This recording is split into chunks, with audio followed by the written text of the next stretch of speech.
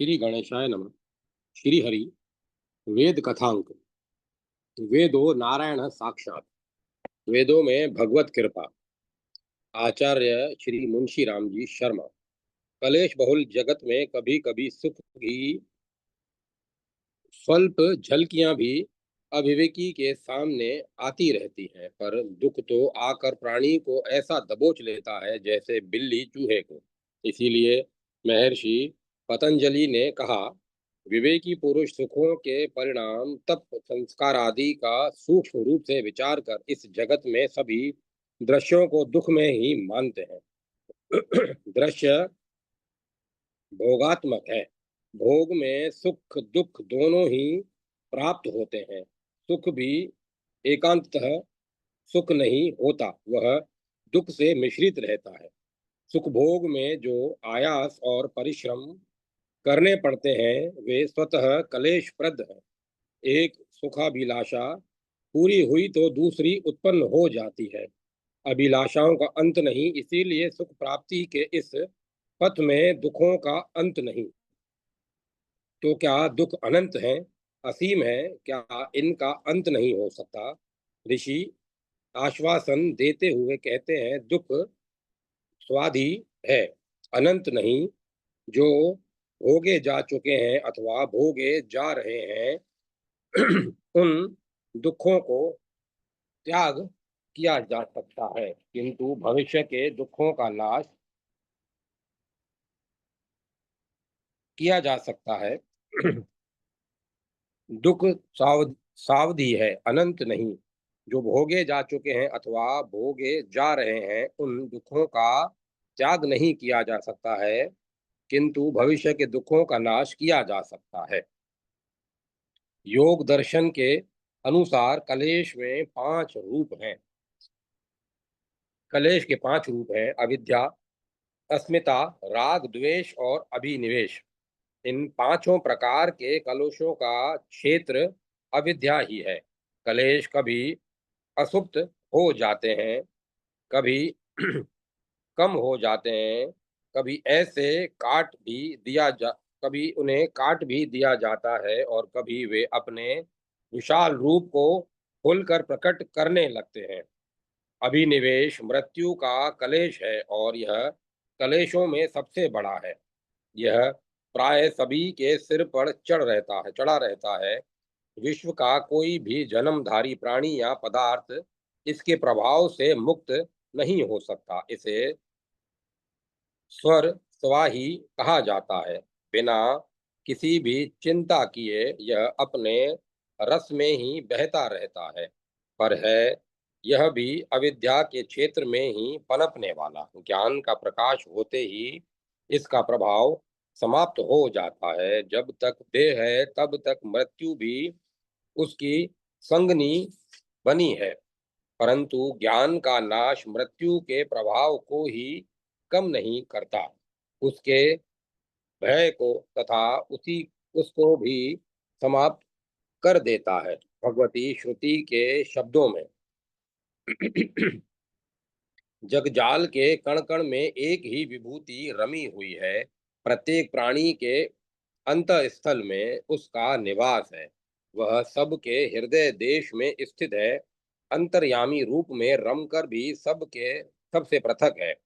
यह सर्वव्यापक सूक्ष्मतम सत्ता अकाम और अमृत है। व्याप्य वस्तुओं के रूप परिवर्तित होते रहते हैं, पर इस व्यापक के रूप में कहीं से कोई भी न्यूनता नहीं, परिवर्तन नहीं। यह नित्य रस तृप्त धीर अजर सतत युवा और स्वयंभू है। जो इसे जान लेता है, ज्ञान के आकाश प्रकाश में देख लेता है, उसे मृत्यु कभी भयभीत नहीं कर सकती। जो इस भगवती पराशक्ति का दर्शन कर लेता है वह मृत्यु का अतिक्रमण कर जाता है। मृत्यु से पार जाने के लिए अन्य कोई उपाय नहीं है। इसका एकमात्र उपाय है सबके भीतर छिपी इस महाशक्ति का दर्शन। यह दर्शन कैसे हो? मेरी आंखें तो बाहर की ओर लगी हैं, बाहरी दृश्यों को ही देख रही है। यह परमानंदमयी शक्ति तो भीतर है, मैं भीतर कैसे प्रवेश करूं, कैसे इसके अंतः सामीप्य को प्राप्त करूं? ऋषि कहते हैं कि इसके नाम का जप करके यह नाम प्रणव है, नित्य नूतन ओमकार है। ओमकार के अर्थ की भावना करते हुए जप कर, इससे तेरी चेतना बाहर से हटकर प्रत्यक्ष भीतर चली जाएगी, और कृपा भगवती के परमानंदमय दर्शन में जो अंतराय या विघ्न है, उनका अभाव हो जाएगा, वे मिट जाएंगे। पर जप कैसे हो, अर्थ के भाव में कैसे डूबा जाए? क्या बोलूं, क्या मनन करूं, जीवा से जप कैसे जपूं, कैसे तेरा ध्यान धरूं? ज्यों ही जप करने बैठता हूँ, त्यों ही कान बाहर के शब्दों को सुनने में लग जाते हैं। आंखें बंद हैं, पर वे भी अपने द्वारा पहले देखे रूपों को देखने लगती हैं, और हृदय में प्रतिष्ठित यह ज्योति मन विविध प्रकार की आधियों चिंताओं में विचरण करने लगता है।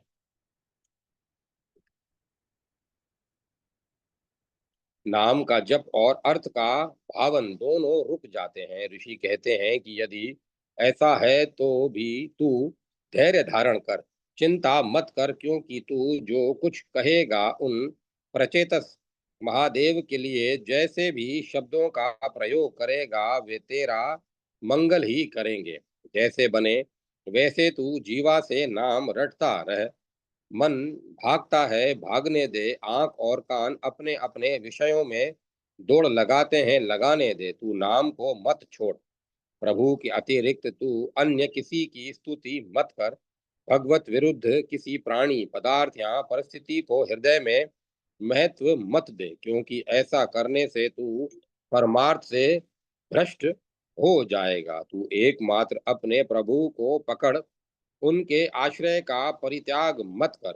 पुत्र जैसे अपने पिता का पल्ला पकड़ लेता है, उसी प्रकार तू भी अपने उस सच्चे माता पिता के पल्ले को पकड़ ले। न पकड़ सके तो रो, तेरे हृदय का विलाप तेरे माता पिता को हिला देगा, और वे सब कुछ छोड़कर तुझे अपनाने, गोद में लेने के लिए दौड़ पड़ेंगे।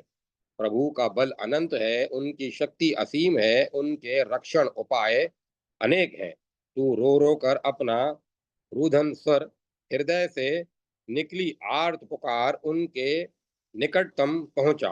वे आएंगे, अवश्य आएंगे, हजारों रक्षा शक्तियों के साथ प्रकट होंगे। उनका वृद्ध हस्त तेरे सिर पर होगा, तू निहाल हो जाएगा। क्या तू अपने को निर्बल अनुभव करता है, तब तो अवश्य ही उन सब संबलों के भी संबल, आश्रयों के भी आश्रय, आधारों के भी परमाधार प्रभु को पकड़। तू दीन और वे दीन दयालु, तू निर्वलंब और वे सर्वश्रेष्ठ अवलंबन। तू मझधार में गोते खाने वाला और वे पार लगाने वाले हैं। उनकी कृपा का, अनुकंपा का कोई और छोर नहीं है। प्रभु की शक्ति अल्पज्ञ जीव के लिए अकल्पनीय है। हम सोच भी नहीं सकते कि प्रभु कहाँ से किस प्रकार आकर हमें बचा लेते हैं, अपनी गोद में उठा लेते हैं। उनकी भगवता, उनकी महिमा, उनकी सफलतादायिनी, सिद्धि प्रदायिनी शक्ति अनिर्वचनीय है, अज्ञेय है। उनके कर्म, उनके दान, उनके विभव, उनके रक्षण और उनका ज्ञान सब कुछ महान है, अद्भुत है तथा विचित्र है। वे विचित्रम, वह प्राण, जीवन एवं शक्ति के धारक हैं। वे अद्भुत रूप से दर्शनीय हैं। उनकी प्रत्यक्ष एवं साक्षात अभिव्यक्ति, संपत्ति और शक्ति सभी विचित्र है। उनकी समता करने वाला यहाँ कोई भी नहीं है। मुक्त आत्मा उनका सायुज्य प्राप्त करके उन जैसे हो जाते हैं, पर सृष्टि के उद्भव, स्थिति एवं संहार की क्षमता उनमें भी नहीं आ पाती। प्रभु भक्तों के लिए उपास्य है, वे आनंद घन हैं और सबसे बढ़कर वे कृपा कोश हैं, दया निधि हैं। हम अहम के शिखर पर चढ़ते हैं, गिर पड़ते हैं, पर प्रभु को पुकारते ही उनकी कृपा से उठ भी जाते हैं। कभी कभी उनका कृपा कोप भी अपनी तीव्र ध्रुव भंगिमा का निक्षेप करने लगता है, पर उसमें छिपा छिपी करुणा जीव के लिए अंत में कल्याणकारिणी ही सिद्ध होती है। हे समूह पूजनीय, हे समह पूजनीय, हे सुचे पवित्र ज्योति, मैं दीनता के कारण कर्तव्य पथ से पृथक होकर विपरीत पथ पर चल पड़ा। इस विपरीत मार्ग से मुझे झाड़ झंगाड़ में डाल दिया, निर्जन वन में ला पटका है। हे सूक्ष्म शत्रु, हे सुक्षत्र, शत्रुओं से त्राण करने की शोभन शक्ति रखने वाले, दया करो, इस विकट संकट से मेरा उद्धार करो, मुझे पुनः सुपथ से ले चलो। देव, आप जैसे आनंद सागर के रहते भी मैं प्यासा मरूं, यह आपके वृद्ध के विपरीत है। दयानिधे, द्रवित हो जाओ, रूठो मत, अपनी कृपा दृष्टि से मुझे भी आनंदित कर दो। प्रभु ही जीव के सच्चे अपने हैं, अथवा वे यह कहना चाहिए कि वे ही एकमात्र अपने हैं, अन्य सब पराये हैं। प्रभु अपने हैं, पिता हैं, भ्राता हैं, सखा हैं, अपना व्यक्ति अपने लिए क्या नहीं करता। पिता पुत्र के लिए, सखा सखा के लिए, भ्राता सहोदर भ्राता के लिए अपने प्राण तक होम देने के लिए तैयार हो जाता है। यह लौकिक अनुभूति है। पारलौकिक अनुभूति तो परमार्थी की है, परम अर्थ वाली है, विशुद्ध सत्य पर आधारित है। अपने सब कुछ प्रभु हैं, वे भी अपने भक्त के लिए सब कुछ करते हैं। इस लोक में जो असंभव जैसा जान पड़ता है, उसे भी वे संभव कर देते हैं। प्रभु नंगे को वस्त्र से आच्छादित कर देते हैं, आतुर रोगी के रोग को भेषज देकर हटा देते हैं, अंधा उनकी कृपा से आंखें पा जाता है और पंगु चलने की योग्यता प्राप्त कर लेता है। प्रभु की इस अहुत अहेतु की कृपा का अनुभव प्राय सभी भक्तों को हुआ है। व्यास, सुर और तुलसी आदि भक्तों ने तो उसका वर्णन भी किया है। अनुभूति परक है, वेद मुक्त सर है, इस अनुभूति का उद्घोष करते हैं। प्रभु गरजत हुई महती ध्वनि को एकदम शांत कर देते हैं। प्रभु का अपना सगा संबंधी यह जीव जाने अनजाने न जाने कितने पाप करता रहता है, परंतु उनकी कृपा उसे बचाती है, प्रायश्चित कराती है तथा विकृतियों से निकाल करके सुकृतियों की ओर प्रेरित करती रहती है। निरंतर अपने अंत से निकलती हुई आवाज का यदि हम श्रवण और अनुगमन करते रहें, तो निस्संदेह पावन पथ पर चलने के अभियासी बन सकते हैं। वेद मंत्रों से में ऐसे ही पथ के पथिक प्रार्थना करते हैं। पिता, आप मघवा हैं, ऐश्वर्य की राशि हैं, आपके कोष में किसी प्रकार की कमी नहीं है। भक्त जो कामना करता है उसे आप पूर्ण कर देते हैं। आप उसकी सर्वांग निर्बलता का उन्मूलन करके उसे बलवान बना देते हैं। प्रभु आप सोम हैं, संजीवनी शक्ति है, आप जिसे जीवित रखना चाहते हैं उसे कोई मार नहीं सकता। आपको स्तोत्र बड़े प्यारे हैं, भक्ति भरे स्तुति गान जब भक्त के कंठ से निकलते हैं, तब आप बड़े चाव से उन्हें सुनते हैं। आप ही पालक और रक्षक हैं। पिता, आज मैं भी पूछ रहा हूँ कि मैं कब आपके भीतर प्रविष्ट होऊँगा, आपका आपको प्राप्त करूँगा?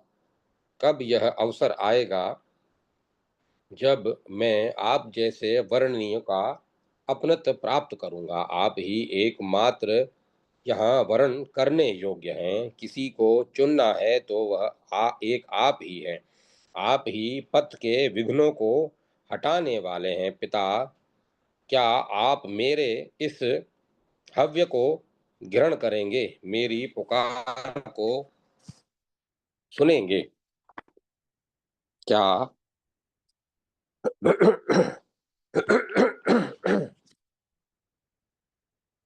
क्या आप मेरे इस हव्य को ग्रहण करेंगे? मेरी पुकार को सुनेंगे? क्या वह स्वर्ण घटिका इस जीवन में उदित होगी जब मैं प्रसन्न मन से आपकी लावण्यमयी मुख मुद्रा को देख सकूंगा? देव, आपकी खोज में मैं इधर उधर बहुत भटका, संतों, कवियों, साधकों और विद्वानों के पास गया, पर सबने एक ही बात कही, उन प्रभु की कृपा प्राप्त करो, अनुनय विनय करके उन्हें मना लो, उनकी कृपा से ही तुम्हारा पाप कटेगा। उन दयालु देव की दया ही निखिल ताप शमनी औषधि है। हे रुद्र, दुखी प्राणियों के दुखों को दूर करने वाले तथा पापों को पछाड़ने वाले आपके कल्याणकारक हाथ कहाँ है? आपका दया द्रवित वरद पर जिसके सिर पर पड़ गया, उसे औषधियों की औषधि मिल गई, उसके संताप का शमन हो गया। कितनी शीतलता है आपके हाथ में।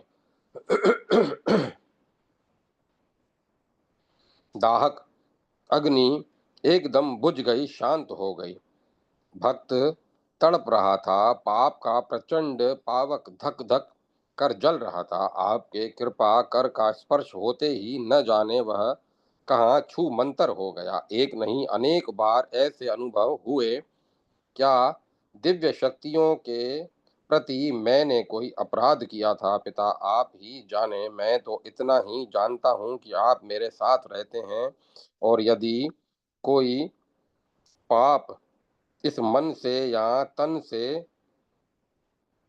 हो भी गया हो तो उससे आपने ही मुझे बचाया और समस्याओं का समाधान किया है। आपकी अमोघ क्षमा मुझे मिली है, मैं इतना ही तो अवश्य ही जानता हूँ। पिता, जब अब एक ही आकांक्षा है, यह जो कुछ है आपका ही दिया हुआ है। जब जब इस शरीर यंत्र पर दृष्टि जाती है, तब तब आपका संकेत प्राप्त होता है। मैं चाहता हूँ जैसे इस शरीर ने आपका आभास प्राप्त किया है, वैसे ही यह मन भी अब सर्वात्मना आपका ही होकर रहे। मेरी बुद्धि को ऐसा मोड़ दीजिए जिससे यह आपका अधब्र आका प्रकाश प्राप्त करती हो।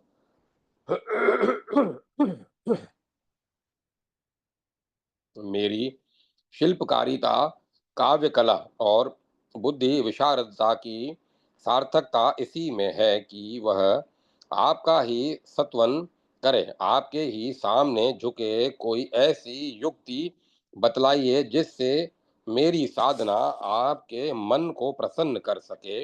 मेरे भीतर समर्पणमयी भावना भर दीजिए। मुझे और कुछ भी नहीं चाहिए। मेरे तो एकमात्र आप हैं। मेरे सर्वस्व, मेरे प्राण, अंतराराम, मेरे शाश्वत संबंधी आप मेरे हैं और मैं आपका हूँ। आज मेरी समस्त मतियाँ आपकी संगनी, सहेली, अनुचरी बनने के लिए व्याकुल हो उठी हैं। ये उमड़ रही हैं, विस्तृत व्योम में फैल रही हैं।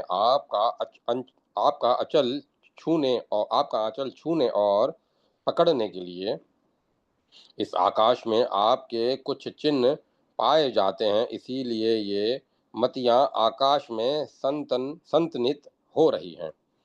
हृदय आकाश तुम्हारे मिलन का क्षेत्र कहा गया है। इस आकाश में ये मोतियां आपकी खोज कर रही हैं, आपके ही स्पर्श की आकांक्षा रहती रखती हैं। क्यों भटकाते हैं इन्हें? मेरी विनय को क्यों अनसुनी कर रहे हैं? प्यार से चातक को घो से गिरने वाले उत्स की आकाश की वर्षा धारा की आवश्यकता है। मेरी मति को भी तुम्हारे स्पर्श की आकांक्षा है। छू दीजिए देव, छू दीजिए। क्या क्यों यह क्यों प्यासी रहे? इस तृष्टि तुषित हो तृप्ति प्रदान कीजिए। इस त्रसित को तृप्ति प्रदान कीजिए। इसकी पिपासा को शांत कीजिए। कृपा निधान, कृपा की ओर इधर भी कृपा की ओर इधर भी कर दीजिए। जल की एक बूंद उसके मुख में भी डाल दीजिए, इसके मुख में भी डाल दीजिए। देव न जाने कितने दिन बीत गए, कितनी रातें निकल गई, कितने वर्ष और कितने जन्म एक पर एक बीतते गए, किंतु आपके दर्शन की लालसा ज्यों की त्यों बनी है। यह प्राण चलता ही रहता है, यह मन विश्राम का नाम तक नहीं लेता। ये जीवन कर्म निरंतर प्रवाहमान है। इनकी गति में इनकी इनकी गति में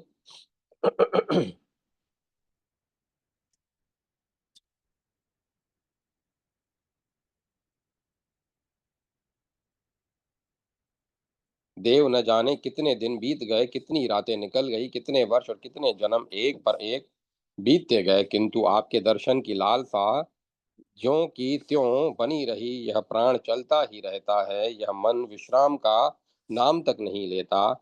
ये जीवन कर्म निरंतर प्रवाहमान है। इनकी गति है में, इनकी क्रिया में केवल एक आपके दर्शन की लगन बसी हुई है।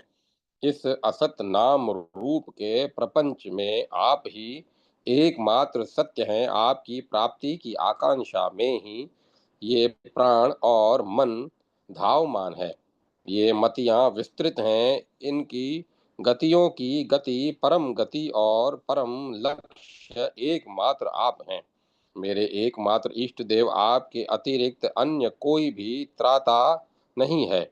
मैं क्या यहाँ सब के सब केवल आपकी ओर देख रहे हैं, आपकी ही शरण चाहते हैं। इन सब पर आक्रमण होते ही, किंतु आप पर कोई आक्रमण कर ही नहीं सकता। आप ही सबको बचाते आए हैं। दयालु देव, दया कीजिए, मुझे भी बचाइए, अपना आश्रय दीजिए। अपनी कृपा दृष्टि की वर्षा द्वारा मेरे भी कलेश जाल की ज्वाला शांत कीजिए। जय माता सरस्वती। जय मां सरस्वती। धर्म संस्थापनार्थाय संभवामि युगे युगे। आख्यान। भगवान श्री कृष्ण अपने श्रीमुख से धनुर्धर पार्थ से कहते हैं कि मैं प्रत्येक युग में धर्म संस्थापनार्थ अवतार ग्रहण किया करता हूँ। यह धर्म किसी संकुचित अर्थ का अभिव्यंजक नहीं, प्रत्युत जिसके द्वारा प्राणी मात्र का धारण पोषण हो, वही धर्म है। दूसरे शब्दों में, विश्व नाटक के सूत्रधार महाप्रभु नारायण की विश्व को धारण पोषण करने वाली शक्ति ही धर्म है। अतः प्रत्येक युग में भगवान को इतर्द धर्म रक्षार्थ अवतार लेना पड़ता है। वैदिक ऋचा में भगवान के इस नित्य कर्तव्य का वर्णन प्राप्त होता है और उसकी पुष्टि निम्न सुक्ति में की गई है। अर्थात भगवान श्री हरि युग युग में धर्म रक्षणार्थ वामनादि के शरीर रूप में शरीर धारण किया करते हैं। ऋषि मेधातिथि स्वदृष्ट मंत्र में गोपा शब्द द्वारा श्री कृष्ण रूप में विष्णु को धर्म रक्षक बताते हैं। उक्त सुक्ति से जहाँ भारतीय संस्कृति का एक प्रमुख तत्व अवतारवाद स्पष्टतः श्रुति सम्मत सिद्ध हो जाता है, वही धर्म विरुद्ध आचरण करने वालों को उपदेश मिलता है कि वे अधर्म से व्रत हो जाएं। कारण वह भगवान का नित्य कार्य है। धर्म विरोधी बनने पर सीधे भगवान से मुकाबला करना पड़ता है, जो बड़ा महंगा सौदा होगा। प्रस्तुत सुक्ति के पूर्वार्ध में श्री हरि के पूर्व योगीय शरीर धारण में वामनावतार का उल्लेख है, तो उत्तरार्ध में वैदिक ऋचा के प्रतीक रूप में सूचित किया गया है कि उन्हीं वामन अवतारधारी श्री हरि ने द्वापर युग में नंद नंदन श्री कृष्ण का रूप धारण किया और धर्म की रक्षा की। गोपाल कृष्ण भगवान श्री हरि की लीलाएं तो अति प्रसिद्ध और अति व्यापक हैं, अतः उन्हें छोड़ यहाँ संक्षेप में वामन अवतार की कथा का उल्लेख मात्र किया जा रहा है। भगवान वामन का ही एक नाम त्रिविक्रम है, जिन्होंने 3 कदमों से त्रिलोकी को नाप लिया। त्रिविक्रम संबंधी शरीर ही त्रिविक्रम कहा जाता है। वामन अवतार की यह कथा पुराणों में प्रसिद्ध है। भक्तराज प्रहलाद के पौत्र असुरों के राजा बलि को इंद्र ने पहले जीत लिया था, किंतु उसने भृगु वंशीय ब्राह्मणों की एक निष्ठ सेवा करके उनके अनुग्रह स्वरूप पुनः अटूट सामर्थ्य पाई और एक बार पुनः इंद्र पर चढ़ाई कर दी। अब की बार इंद्र विवश हो गए। विष्णु ने भी कह दिया कि असुर राज की ब्राह्मण उपासना का पुण्य इतना बलवान है कि आपके लिए स्वर्ग छोड़कर भाग जाना ही श्रेयस्कर होगा। ब्राह्मण बल का कोई सामना नहीं कर सकता। आज असुरराज सर्वथा धर्मनिष्ठ बन गया है। अब तो देवों की बड़ी दयनीय दशा हुई। उनकी ममतामयी माता ब्राह्मणी अदिति से यह देखा नहीं गया।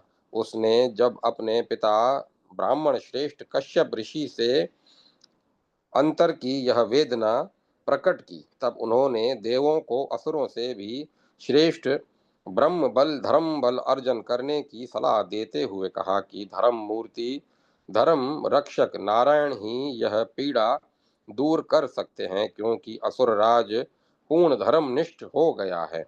अतः तुम्हारे पुत्र देव उसका कुछ नहीं बिगाड़ सकते।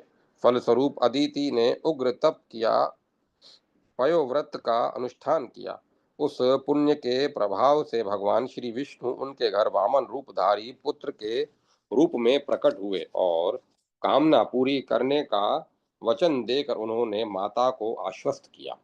इधर असुरराज बलि भी अश्वमेध पूरा करके विजित इंद्र पद को अटल बनाने के लिए ब्रह्म संस्कृति के प्राण यज्ञ संस्था में लगा था कि प्रभु वामन ब्राह्मण बनकर उसके यज्ञ में पहुंचे।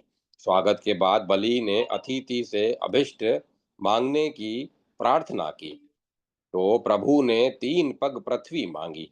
दैत्य गुरु शुक्राचार्य ने विष्णु की यह माया ताड़ ली और असुरराज को रोका, किंतु असुरराज अपना वचन पूरा करने पर ही अड़ा रहा।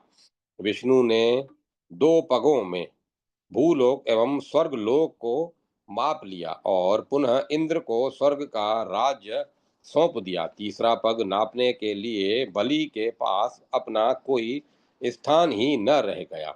इस पर परम धर्मनिष्ठ होते हुए भी ब्राह्मण को 3 पग भूमि देने का वचन देकर भी उसे पूरा न करने का पाप लगा। असुरराज को देववश उससे अकस्मात यह अधर्म हो गया और उसकी धर्म शक्ति क्षीण हो गई। साथ ही अनुचित होने के कारण उसने गुरु शुक्राचार्य का वचन नहीं माना। फलतः उस जिस भार्गव ब्रह्म वंश के पौरुष से वह इतना बड़ा बना, वह बल भी उसके हाथ से जाता रहा। अंततः उसे वरुण के पाशों में बंधकर सारे ऐश्वर्य से हाथ धोना पड़ा। यह अलग बात है कि इतना होते हुए भी उसकी भगवत निष्ठा कम न हुई। फलस्वरूप पुनः वह भगवत कृपा से ही वरुण पाश से मुक्त हुआ। साथ ही भगवान ने न केवल उसे रसातल का राज्य दिया, प्रतियुक्त स्वयं बलि की दरवायनी भी स्वीकार की। संक्षेप में यही वामन अवतार की कथा, जिसमें धर्म की सूक्ष्म गति का चित्रण करते हुए अंतिम विजय धर्म की ही बताई गई है। साथ ही यह बतलाते हुए कि सर्वशक्तिमान भगवान ने भिक्षा जैसी निंदनीय वृत्ति अपना कर भी धर्म की रक्षा की, उनके धर्म रक्षण कार्य की अखंडता की और स्पष्ट संकेत किया गया है। हमें भी चाहिए कि भगवान के परम प्रिय धर्म के रक्षार्थ कमर कसकर उनका अनुग्रह पाते रहें। प्रस्तुत कथा की सूचक ऋचा तो एक ही है, पर वह न केवल ऋग्वेद में प्रतियुक्त चारों वेदों की संहिताओं एवं ब्राह्मण ग्रंथ में भी समान रूप से प्राप्त होती है। ऋग्वेद, यजुर्वेद, वाजसनीय संहिता, सामवेद, अथर्ववेद और तैत्तिरीय ब्राह्मण में वह ऋचा इस प्रकार उद्भुत है। तात्पर्य यह है कि धर्म के धारण अर्थात संस्थापन के लिए उस व्यापक परमात्मा ने पूर्व युग में अपने केवल 3 पगों से सारे ब्रह्मांड को नाप लिया, सारे ब्रह्मांड पर स्वामित्व पा लिया। उसी व्यापक परमात्मा विष्णु ने द्वापर युग में धर्म रक्षार्थ गोपाल कृष्ण का रूप धारण किया। उसका वह श्री कृष्ण रूप नरकासुर जैसे बड़े बड़े असुरों के लिए भी अदम्य रहा। कोई कितना ही बड़ा असुर क्यों न हो, उन्हें पराभूत नहीं कर पाता था। फिर हिंसा की बात तो दूर ही रही। जय माता सरस्वती। जय मां सरस्वती। वेदों में भक्ति का स्वरूप श्री दीनानाथ जी सिद्धांत अलंकार। वेदों के संबंध में कई प्रकार की मिथ्या और भ्रांत धारणाएं फैली हुई हैं। इनमें एक यह भी है कि वेदों में भक्ति प्रेरक भावनाएं इतनी विशद नहीं है जितनी अन्य ग्रंथों में, विशेषतः मध्यकालीन भक्तों की वाणी में है। एक धारणा यह भी है कि वेद मंत्र इतने विलक्षण हैं कि सामान्य जन के लिए उनका समझना कठिन होता है। इस संबंध में हमारा निवेदन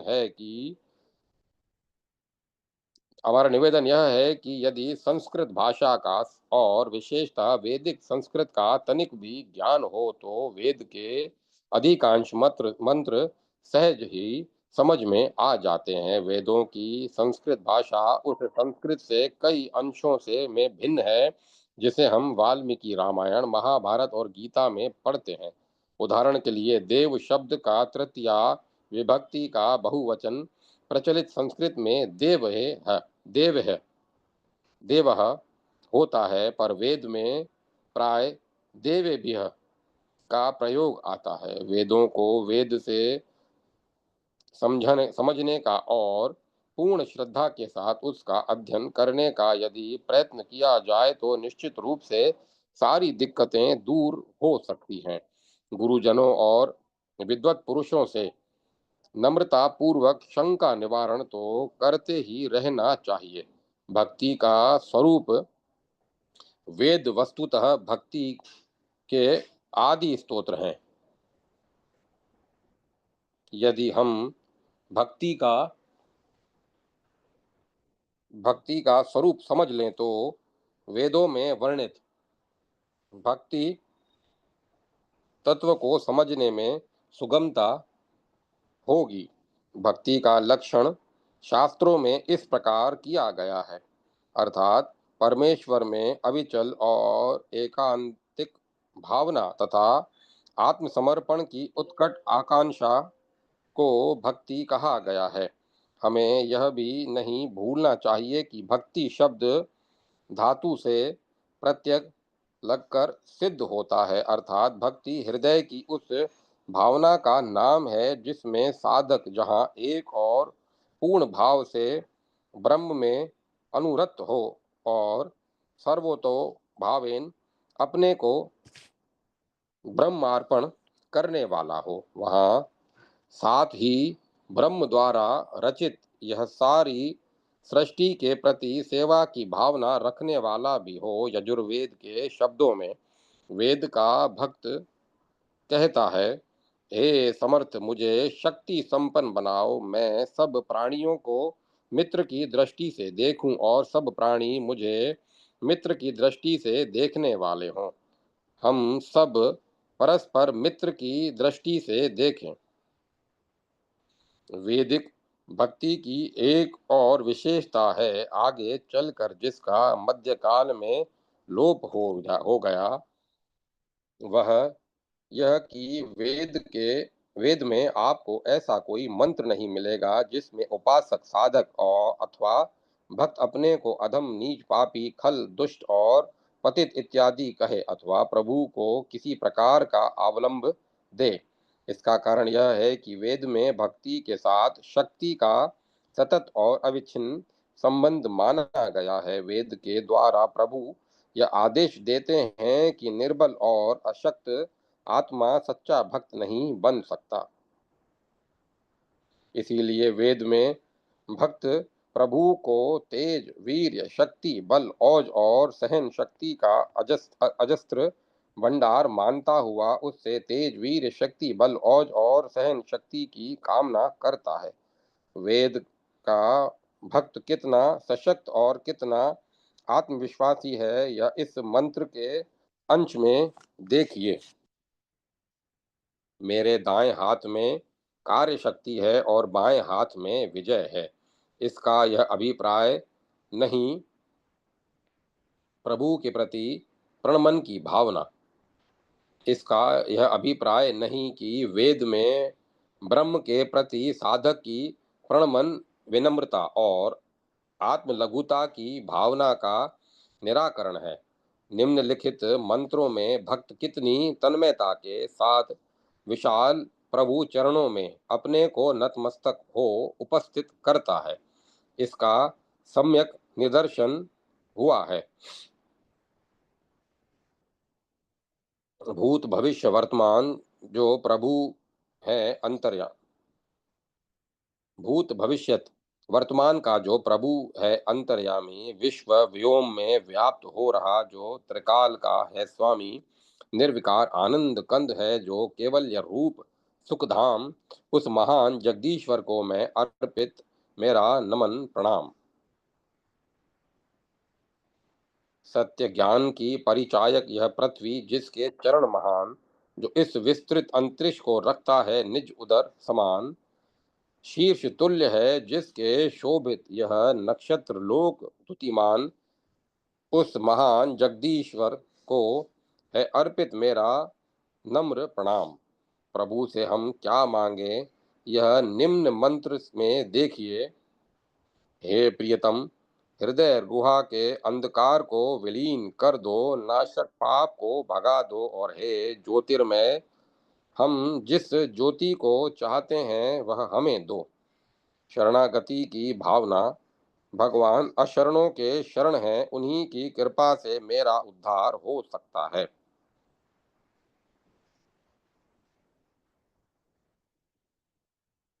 चतुर्दिक तुम ही नाथ छाए हुए हो, मधुर रूप अपना बिछाए हुए हो, तुम ही व्रत विधाता नियंता जगत के, स्वयं भी नियम सब निभाए हुए हो। प्रभो, शक्तियां दिव्य अनुपम तुम्हारी, तुम्हें दूर तुम ही दूर तुम पास आए हुए हो। करें हम यजन पुण्य शुभ कर्म जितने, सभी में प्रथम स्थान पाए हुए हो। तुम्हारी करे वंदना देव निशि दिन, तुम ही इस हृदय में समाये हुए हो। निराश मत हो मानव, जिस समय मानव की जीवन नैया इस भवसागर में डावाडोल होती है, वह निराश हो जाता है, उस समय करुणा सागर भगवान आशा की प्रेरणा देते हैं। किस लिए निराश्य छाया, किस लिए कुमला रहा फूल सा चेहरा तुम्हारा, तुम स्वयं आदित्य दुर्निकया न गाओ गान रोकर, हे सुदिव्य महारथी, संकल्प एक महान होकर फिर बढ़ो, फिर बढ़ो, चिर तक बढ़ो अभिमान खाकर। फिर तुम्हारी हार भी विख्यात होगी, जीत बनकर फिर तुम्हारी मृत्यु गूंजेगी अमर संगीत होकर। काल यह संदेश लाया, किस लिए निराश छाया। प्रभु का यह विश्व रमणीय है, वेदों का भक्त इसे रमणीय समझता है और वास्तविक समझता है कि वह प्रभु से प्रार्थना करता है। वसंत रमणीय सुखे, वसंत रमणीय सखे ग्रीष्म रमणीय है, वर्षा रमणीय सखे शरद रमणीय है, हेमंत रमणीय सखे शिशिर रमणीय है। मन स्वयं भक्त बने विश्व तो रमणीय है। वेदों में भक्ति के उदर वेदों में भक्ति के उदात और पुनीत उद्गार अनेक स्थलों पर अंकित है। हमने यहाँ पर कुछ उदाहरण ही उपस्थित किए हैं। उन्हें पढ़कर यदि हमारी वेदों में श्रद्धा बढ़े तो बढ़े, उसके स्वाध्याय की और प्रवृत्ति हो और वेदों की रक्षा तथा उसके प्रचार की और हम लग सकें, तो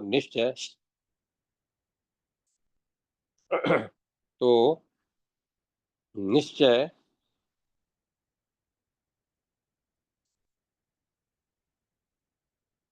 ही हमारा अपना देश का और विश्व का कल्याण होगा। मंगल में भगवान ऐसी कृपा करें।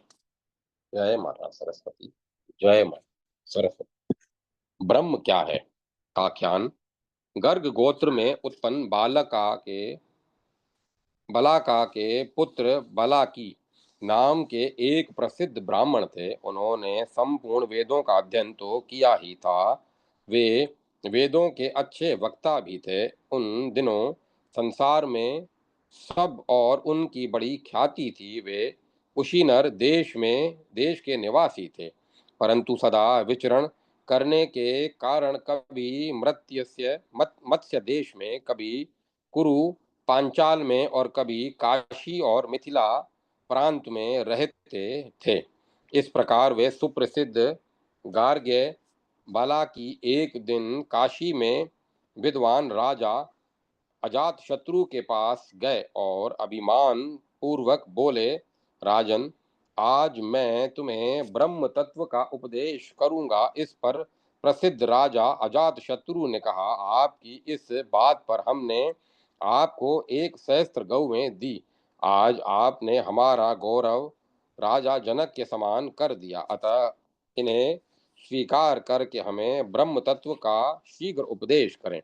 इस पर गार्ग्य बालाकी ने कहा कि राजन, यह जो सूर्यमंडल में अंतर्यामी पुरुष है, इसी की मैं ब्रह्म बुद्धि से उपासना करता हूँ। यह सुनकर प्रसिद्ध राजा अजात शत्रु ने कहा, नहीं नहीं, इसके विषय में आप संवाद न करें।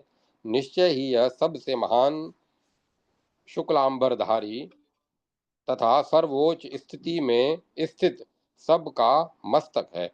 मैं इसकी इसी प्रकार उपासना करता हूँ। इसी प्रकार उपासना करने वाला कोई दूसरा मनुष्य भी सबसे ऊंची स्थिति में स्थित हो जाता है। जब गार्ग्य बाला की पुनः बोले, यह जो चंद्रमंडल में अंतर्यामी पुरुष है, मैं उसकी ब्रह्म रूप से उपासना करता हूँ। यह सुनकर अजात शत्रु ने कहा, नहीं नहीं, यह विषय में आप संवाद न करें। यह सोम राजा है और अन्न का आत्मा है। इसकी इस प्रकार उपासना करने वाला व्यक्ति मुझ जैसा ही अन्न राशि से संपन्न हो जाता है। अब वे गार्ग्य बोले, यह जो विधुन मंडल में अंतर्यामी पुरुष है, उसी की मैं ब्रह्म रूप से उपासना करता हूँ। अजात शत्रु ने इस पर यही कहा कि नहीं नहीं, इस विषय में आप संवाद न करें। यह तेज का आत्मा है, जो इसकी इस प्रकार उपासना करता है वह तेजस्वी हो जाता है। इसी प्रकार गार्ग्य क्रमशः मेघ, आकाश, वायु, अग्नि, जल, दर्पण, प्रतिध्वनि, पद ध्वनि, छाया में पुरुष शरीरावृत्ति, पुरुष प्राण तथा अभय नेत्रांतर्गत पुरुष को ब्रह्म बतलाते गए, और अजात शत्रु ने इन सब को ब्रह्म का अंग तथा ब्रह्म को इनका अंगी सिद्ध किया। अंत में हार कर बालाकी ने चुप्पी साध ली और राजा अजात शत्रु को अपना गुरु स्वीकार किया तथा उनके सामने समिधा लेकर वे शिष्य भाव से उपस्थित हुए। इस पर राजा अजातशत्रु ने कहा, यदि क्षत्रिय ब्राह्मण को शिष्य बनाए तो बात विपरीत हो जाएगी, इसीलिए चलिए एकांत में हम आपको ब्रह्म का ज्ञान कराएंगे। यूं कहकर वे बालाकी को एक सोए हुए व्यक्ति के पास ले गए और उसे ओ ब्रह्मन, ओ पंडरवसा, ओ सोम राजा इत्यादि संबोधनों से पुकारने लगे, पर वह पुरुष चुपचाप सोया ही रहा। जब उसे दोनों हाथों से दबाकर जगाया तब वह जाग गया। तदंतर राजा ने बालाकी से पूछा, बालाके, यह जो विज्ञान में पुरुष है, जब सोया हुआ था तब कहाँ था और अब यह कहाँ से आ गया? किंतु गार्ग्य यह कुछ न जान सके। अजातशत्रु ने कहा, हिता, नाम से प्रसिद्ध बहुत सी नाड़ियां हैं। ये हृदय कमल से संबंध है और वहीं से निकलकर संपूर्ण शरीर में फैली हुई हैं। यह पुरुष सोते समय उन्हीं नाड़ियों से स्थित रहता है, जैसे शुरधान में छुरा रखा रहता है, उसी प्रकार शरीरांतर्गत हृदय कमल में इस परम पुरुष परमात्मा की उपलब्धि होती है। वाक, चक्षु, श्रोत्र आदि इंद्रियां अनुगत सेवक की भांति उसका अनुसरण करती हैं। उसके सो जाने पर ये सारी इंद्रियां प्राण में तथा प्राण इस आत्मा में लीन एक ही भाव हो को प्राप्त हो जाता है। यही आत्म तत्व है। जब तक इंद्र को इस आत्म तत्व का ज्ञान नहीं था तब तक वे असुरों से हारते रहे, किंतु जब वे इस रहस्य को जान गए तब असुरों को पराजित कर संपूर्ण देवताओं में श्रेष्ठ हो गए, स्वर्ग का राज्य तथा त्रिभुवन का आधिपत्य पा गए। इसी प्रकार जो विद्वान इस आत्म तत्व को जान लेता है, उसके सारे पाप ताप नष्ट हो जाते हैं तथा उसे स्वराज्य, प्रभुत्व तथा श्रेष्ठ तत्व की प्राप्ति होती है। जय माता सरस्वती। जय मां सरस्वती। ओम नमो भगवते वासुदेवाय। ओम नमो नारायण। ओम नमः शिवाय। ओम तत्सत। ओम तत्सत। ओम तत्सत। कथा को विराम दिया जाता है।